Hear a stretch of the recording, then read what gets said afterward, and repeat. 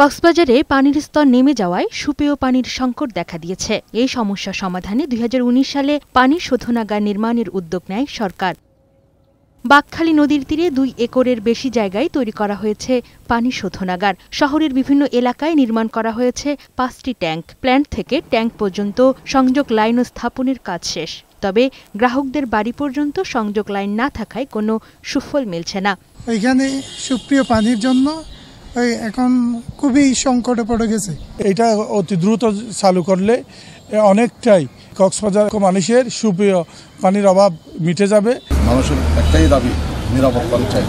অর্থের অভাবে বাসাবাড়িতে পানি সরবরাহের লাইন স্থাপন করা যায়নি বলে জানিয়েছেন প্রকল্প সংশ্লিষ্টরা। এজন্য নতুন করে বরাদ্দ চাওয়া হয়েছে বলে জানালেন এই কর্মকর্তা।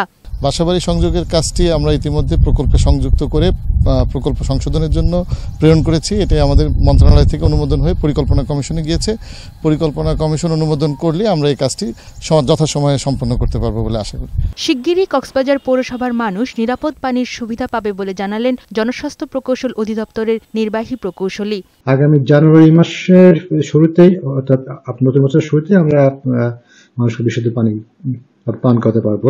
প্রায় ৮০,০০০ থেকে ১ লক্ষ জনগণ আমরা বিশুদ্ধ পানি সরবরাহ করতে পারবো বলে আশা করছি। পানি শোধনাগারটি চালু হলে পৌর এলাকার বাসিন্দাদের সুপেয় পানির সংকট কাটবে, এমনটাই আশা স্থানীয়দের। ডেস্ক রিপোর্ট, বৈশাখী সংবাদ।